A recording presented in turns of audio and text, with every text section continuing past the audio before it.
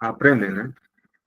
Shalom mais uma vez, né? Vamos dar continuidade aqui ao nosso estudo das 7 leis, né? E hoje nós vamos estar estudando, né? Como nós vimos aí, né? A ramificação 7, não entregar os nossos filhos para a idolatria, que é um chamado Amolec, Amolec, Amolec, né? Então, nós vamos estar vendo essa ramificação, né? Quem está aí, se vocês conseguiram estar imprimindo aí o PDF, também fica bom para você estar vendo fonte.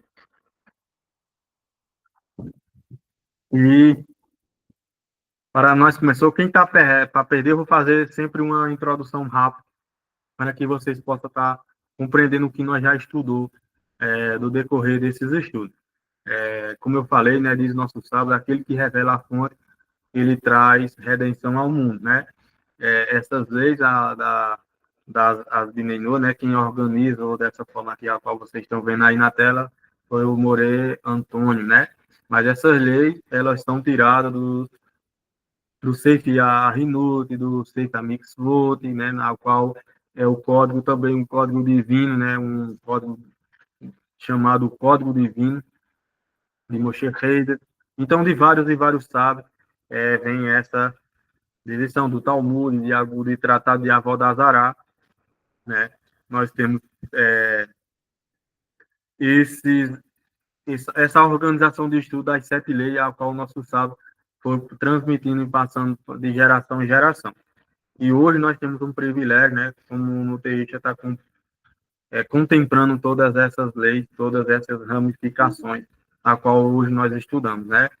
Tudo sobre a supervisão do nosso Rav Yaakov Genistat, que é o nosso mentor, nosso mestre, nosso orientador, no qual nos orienta, né, todos os emissários aí de toda a região também. E a proibição de idolatria é o seguinte, existe, né, que essa proibição, a proibição de idolatria é um dos princípios fundamentais das 7 leis de Noé, a qual nós chamamos Noé ou Noa, né? Noé no hebraico, Noé no português, né? Quem tem como objetivo estabelecer um código ético universal para toda a humanidade. Essa lei é específica que renda a adoração de ídolos e qualquer forma de idolatria. Possui uma relevância profunda na sociedade, transcendendo fronteiras culturais e religiosas. Ao compreendermos a proibição de idolatria, reconhecemos a necessidade de cultivar uma conexão espiritual, né? Uma conexão espiritual autêntica, baseada em princípios morais e na busca por relacionamento direto com o Criador. A idolatria, por sua vez, desafia a devoção e a adoração de Deus para o objeto, materiais ou entidades criadas, e adorações de Deus para objetos, materiais ou entidades criadas pelo homem, levando a distorção da verdadeira espiritualidade. Essa proibição também nos lembra da importância de reconhecer a existência de um único Deus, soberano, que transcende toda a forma e manifestação terrena. Ao compreendermos a unicidade divina, estamos guiados a direcioná-lo a nossa devoção e reverência somente a Deus, e evitando a idolatria, pode desviar-se do caminho que pode desviar-se do caminho da verdade espiritual, como, como indivíduo. Temos a possibilidade de observar essa proibição e promover um estilo de vida livre de idolatria. Ao fazê-lo, cultivamos uma espiritualidade genuína que nos conecta com o divino, de maneira pura e sincera. Além disso, a rejeitar a idolatria, contribuindo para a formação de uma sociedade mais equilibrada, baseada em valores espirituais sólidos, onde cada pessoa é incentivada a buscar um relacionamento direto com o Criador em harmonia com seu semelhante. Portanto, a compreensão e a observância da proibição de idolatria são necessárias para a vida espiritual plena e para a construção de uma sociedade que valoriza a verdadeira conexão com o divino. É uma lembrança constante de que buscamos pela verdade espiritual e a devoção a Deus, a devoção a Deus deve ser fundamental em princípios éticos e em sua compreensão autêntica da natureza divina. Essa é uma breve reflexão, né, introdução do que é as sete leis, né, e, e vocês podem estar vendo outra vez, né, esse pensamento do que é as sete leis, maravilhoso, né? Deu para vocês estar aí, vamos fazer um pouco, né, entender, na verdade, o que é a Vodazará e o que é que essa lei, ela, de fato, o que ela quer transmitir para toda a humanidade. Né? O que é que essa lei de Avodazará, o que ela agrega na nossa vida, na prática, né? Então, vamos trazendo um pouco na prática. Então, eu fiz essa introdução para que nós possamos entender, internalizar na prática como nós podemos trazer essas leis para a nossa vida. Ok? Então, vamos dar continuidade aqui a nossa aula, né, que é não entregar os nossos filhos para a idolatria de Amoleque. Referência, né, aqui, ó, está em Levítico, né, quem está aí com a Torá, ou com a Bíblia, né, aqui. Então, Levítico 18, 21, não, não de nenhuma, não dê nenhum dos seus filhos para entrega a Amoleque. Né? O que é isso? O que quer dizer isso, né? O que na verdade quer dizer isso?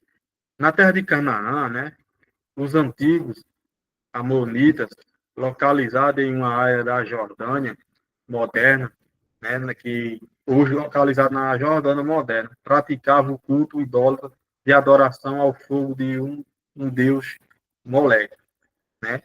As cerimônias de adoração consistia em oferecer algum dos seus filhos a Moleque através do fogo. Em uma variação, duas fogueiras eram acesas e a criança era passada entre a fogueira, segurando pela perna em outra. Uma única fogueira seria acesa e a criança seria passada pela o próprio fogo, embora não o suficiente para se queimar necessariamente.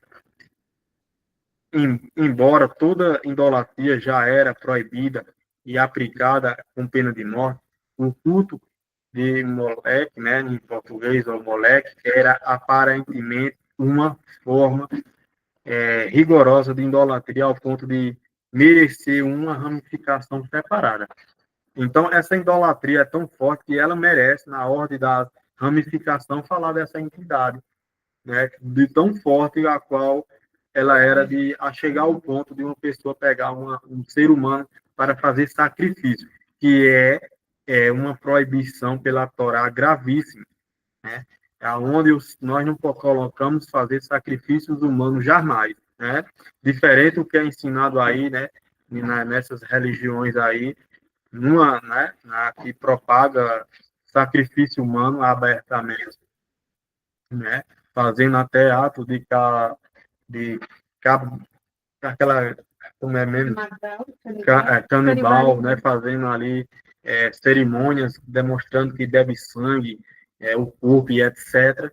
Né, e também um sacrifício demonstrado ali é proibido totalmente pela Torá. É algo, por isso que essa ramificação ela toma um destaque maior, né, separar mais rigoroso, porque é algo muito forte pelo Criador, e o Criador não aceita. Né? Se nós formos assim, em Levítico está dizendo dessa forma, né, até o ponto, né, de que a própria Escritura ter um momento de estar só falando sobre essa ramificação. Né? A fonte também nós achamos, né, no Sefer Ahinut, né, que 208 diz o quê? E assim faria os pais ao entregar os sacerdotes por causa das abominações do ídolo, semelhantemente aos que estava escrito sobre a oferta daquelas em Levítico, né, 15 e 14. E eles mudarão os sacerdotes. É possível que os sacerdotes acenassem ou fizessem uma apresentação diante do Moleque, né, do Amaleque, e depois o desenvolvia e devolvia ao seu pai. Ou seja, ele fazia ali uma cerimônia e depois desenvolvia, né, devolvia, na verdade, desculpa, devolvia aos seus pais, né, fazia aquela cerimônia e devolvia aos seus pais, né, e depois devolvia. Né? Eles iam acender uma grande fogueira na frente de Amaleque e o pai pegaria seu filho e passava através da chama do fogo. E assim foi dito no Talmud. No Talmud de Jerusalém, do Sanhedrin, 7, 7, 10, ele não é responsável até que ele o entregue ao sacerdote e ele o leve a transmitir. Mas a opinião do Rabino Rashi, de abençoada memória, ele diz o seguinte no Sanhedrin, é, 64b, e em CH, né, e Urambá também, no Mishneh Torah e Lei de Avodazará 6.3, de bendita memória, que ele não iria queimá-lo, mas sim a adoração era para passar por ele sozinho. É uma, e uma vez que a opinião do Rambam, de abençoada memória, Rambam em Levítico 18:21, que ele o passaria pela chama até que sua alma partisse. E sua prova está no comentário ao Rumacho que ele faz, ou seja, né, em várias opiniões que no judaísmo vocês vão encontrar isso não só passava ali ao entregar e depois devolver ao pai, mas o Urashi, né, ele traz essa terceira opinião, que é a conclusão que sim, né, que eles ali passavam o filho até que sua alma partisse, ou seja, que ele morresse. Então era um ato cruel e para você ver aonde chega a idolatria. A idolatria ela é tão ruim para a sociedade, para a construção da sociedade, que ela faz acontecer esses fatos, né, de fazer até a pessoa ali entregar o seu filho, né, e para melhor vocês entenderem, né, e vocês vão aprender isso, e eu acredito que nunca mais vocês vão fazer isso na vida de vocês, é chamar o filho de vocês, quem é pai, ou quem é avô, quem tem filhos aí, e chamar o filho de moleque, né, na nossa cultura, é um ídolo, e na verdade, estamos oferecendo aos nossos filhos. Na verdade, os pais faziam isso para oferecer aos seus sacerdotes ali na antiguidade, né? Então, ali, quando era o filho primogênito, ali eles não colocavam o nome até então, eles colocavam o nome Moleque, entendeu? Para que pudesse ali o sacerdote saber quem era, e ele ali, né, para não ir em casa pegando as crianças, eles iam lá na rua e via ali, como é seu nome? Moleque. Pegava aquela criança e levava para fazer esse sacrifício também. Então, e que vocês possam estar aí também, pegando essa dica aí também, para não estar chamando seus filhos de moleque, ou moleque, né, que é uma forma de idolatria a qual os antigos faziam. E também hoje não é diferente, né? Sem nós saber, é comum, eu acho que vocês já ouviram isso. Se não fizeram, já ouviram esses não-judeus que adoram falsos deuses é culpado desde que o adore de uma maneira que ele representa a adoração daquela idolatria. Né? Que, como nós vimos, né? No Rambam, Mishneh Torah, Rambam, né? Mishneh Torah, Sofitim, e nos e Rodei, Melachim 9:2, e diz o seguinte: o não-judeu é punido por todo tipo de avodazará, que um tribunal judaico considere digno de pena de morte a um judeu. No entanto, o não-judeu não é executado na época dos tribunais. Por isso, por um tipo de avodazará, que um tribunal judaico não consideraria digno de pena de morte a um judeu. No entanto, embora o não-judeu não seja executado por essa forma de adoração, eles estão proibidos de se envolver em todas elas.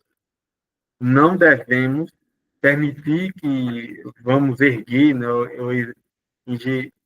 erguer, né, monumentos, né, ou plantar árvores, que é aquela que eu já falei em outras a ocasião que as terá, ou fazer um monumento, né, na verdade, ou fazer imagem, coisas semelhantes, mesmo que seja apenas por motivo de anormentação.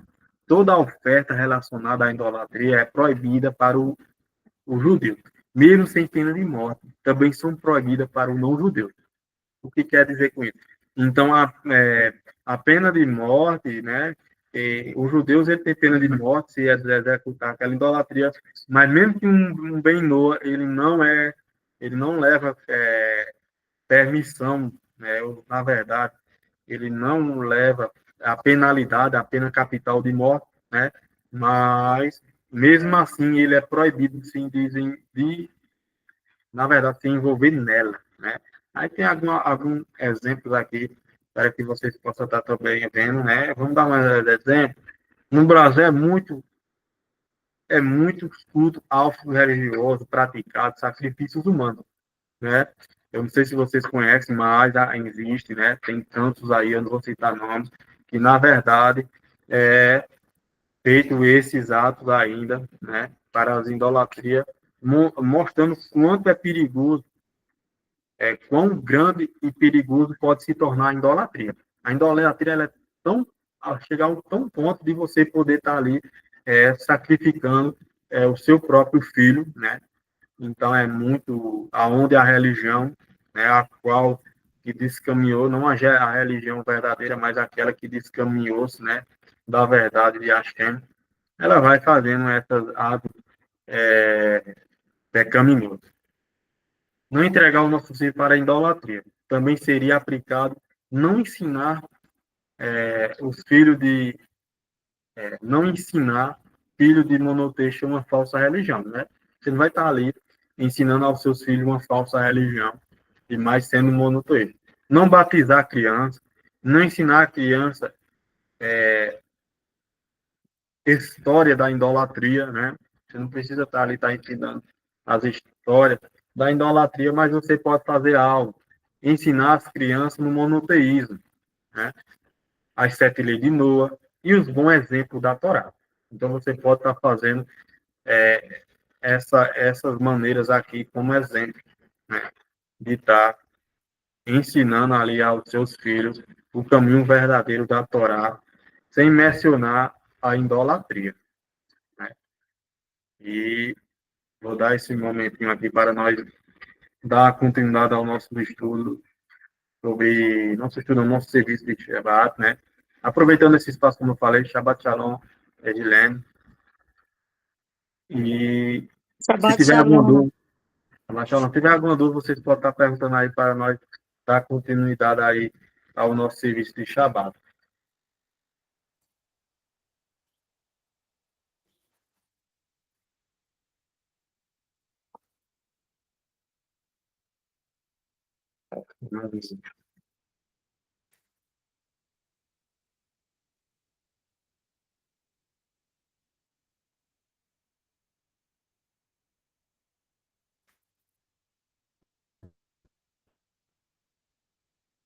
Então, não tendo, né, alguma pergunta, então vamos dar continuidade ao nosso serviço de Shabbat. Na página 44,